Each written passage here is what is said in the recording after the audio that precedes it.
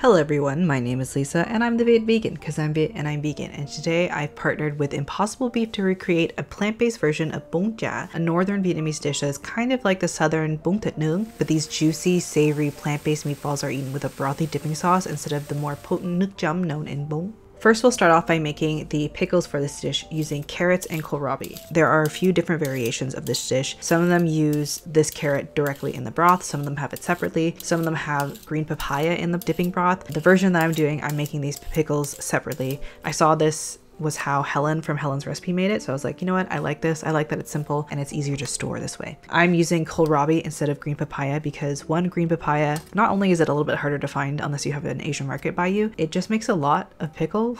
If you don't plan on eating that much bún chả, you know, that's kind of a lot of green papaya. However, I do have a recipe for gỏi đu đủ if you want to make that, which is green papaya salad, which is very delicious. I'll link that down below if you would like to make that. However, back on track to the carrots and the kohlrabi. We're peeling the carrots and then we're kind of cutting them into these like sort of more manageable logs and cutting V shapes into the edges to create sort of like a petal for the carrots. This is totally aesthetic. You don't really need to do this, but I do find it adds like a really nice pop of color and a little like nice flowery shape for the bún chả. It's just really cute, and this is such a classic Vietnamese thing to do. For the kohlrabi, I usually see people just chop it into like thin slices, but I have these like crinkle cutter knives, I guess. I bought it a while ago for food styling, but I never actually used it for food styling. I actually used it a lot in the beginning of introducing solids to bean to cut certain foods that were like kind of slippery, kind of like avocado, like sweet potato, or something soft like that, that like without the ridges, it was a little bit more difficult to hold on to. So the crinkle cutter comes in clutch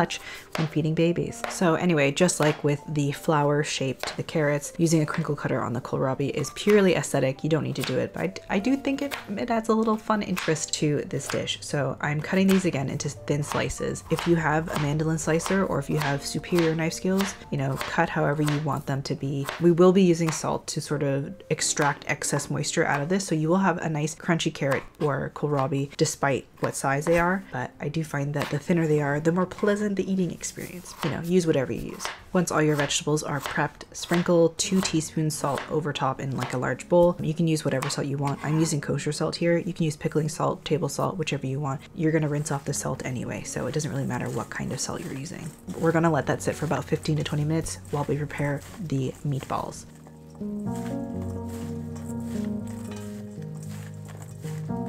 First off, we're going to cut up some shallots. I'm using 1 shallot here. You can use more, you can use less. You can also use lemongrass. I've seen different versions of bún chả that actually use lemongrass as well. However, I feel like with the addition of lemongrass, it kind of tastes like every other rendition of thịt nướng that I've ever tried. So I wanted to make sure that this was like slightly different and unique in that sort of way. So I didn't use lemongrass, but if you want it, feel free. Lemongrass is probably one of my favorite aromatics, so you know, do whatever you want to do. But I felt like not having lemongrass in this does make it a bit more accessible. I'm using 1.5 pounds of Impossible beef, which is about 2 packages, and I'm seasoning it with the shallots, vegan fish sauce, vegan oyster sauce, sugar, nước màu or molasses, MSG, and mushroom broth powder, and black pepper. Now, if you don't know what nước màu is, it is basically caramelized sugar. You can buy it at the grocery store in like a concentrated paste, and it does taste kind of like molasses. So if you don't have that, if you don't have access to that, you can use molasses, or you can just caramelize some sugar and water until it's like nice and deep amber browned, and add about like a tablespoon of that to this mixture. A lot of Vietnamese households will make it from scratch. I didn't feel like doing that, so I just bought the bottle. Like when I tasted it, it tastes just like molasses. So I just used about a 1/4 teaspoon of the nước màu or molasses. This ingredient is the reason why this is called a caramelized meatball. It adds color, obviously. It adds caramelization and a bit of that deeper flavor on top of the already really nice sear and caramelization that you get from Impossible beef itself. We're gonna stir everything together, mix it all so it's nice and incorporated, and we're gonna flatten that down and store that in the fridge to marinate for about half an hour, basically until you finish prepping the other ingredients for this dish.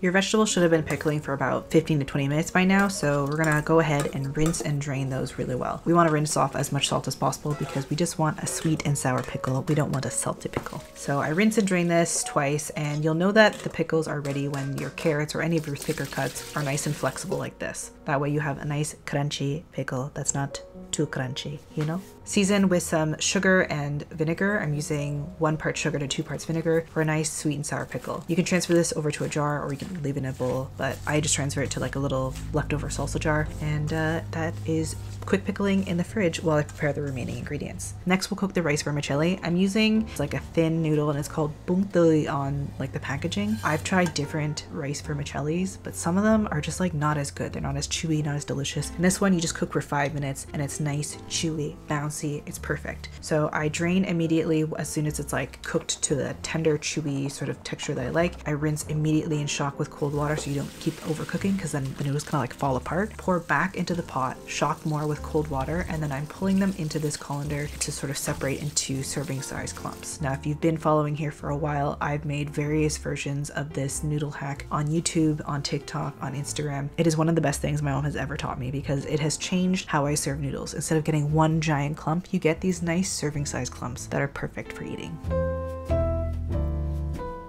Next, we're making the dipping sauce or dipping broth. Now, this is a much more diluted version of the nước chấm that I typically have with bún, but it is sweeter and a lot more sippable than nước chấm would be. So you have to adjust your own sort of flavor profile. Each different kind of vegan fish sauce will be saltier than the other, so taste and adjust as needed. So I've given sort of like a base of ratios for how much water, how much sugar, and how much vegan fish sauce to use. But taste, if it doesn't taste like it can be something that you can comfortably sip, keep adding more water, and then also add lime juice. Now, I've only added 1 lime juice to this, but feel free to add 1, 2, 3, depending on how acidic you like it, feel free to add more. So turn on the stove, make sure the sugar is fully dissolved and this is warm through. You're gonna serve this warm, but before we get to that, we need to cook the meatballs.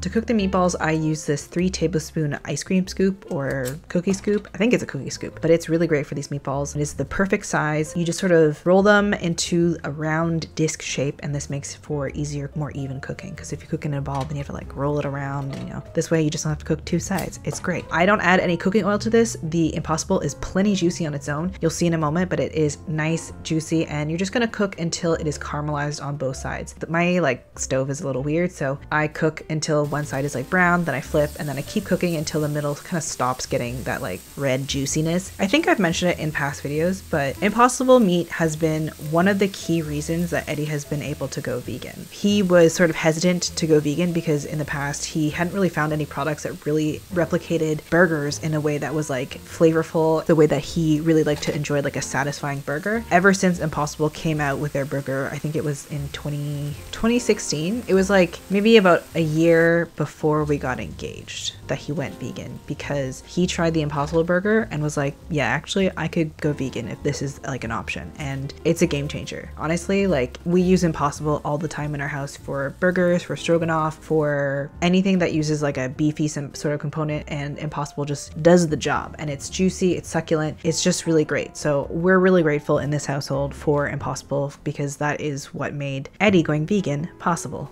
Now that the meatballs are all cooked through and nice and juicy, we're gonna plate it up. The way that it's typically served is you have all of the different components sort of around your dipping bowl like this, and you just pull in what you want as desired. It's not really served as like one single bowl like bông thịt nướng usually is. So you have your dipping bowl, you add in your meatball, your chopped garlic, chopped chili, add your pickled crunchy veggies, your noodles, your lettuce, and if you want cilantro, there's other herbs like mint, all that kind of stuff. And yeah, and you just enjoy straight out of the bowl. Some people like to sip that broth. It is delicious. I mean, how can you go wrong with vegan fish sauce? And it's just really refreshing. It's such a great balance of different flavors, textures. It's just a great time. I'm just really happy with this recipe, and I am so grateful to show you the possibilities of what Impossible meat can do for recreating really meaty dishes with plants. So if you want the recipe, it is on thevietvegan.com as usual. A big shout out to Impossible for partnering with me on this recipe because it would not be possible without them. And I hope you enjoy this recipe. Let me know if you make it. Tag me on Instagram, tag Impossible on Instagram, and I hope you have a delicious day. Goodbye.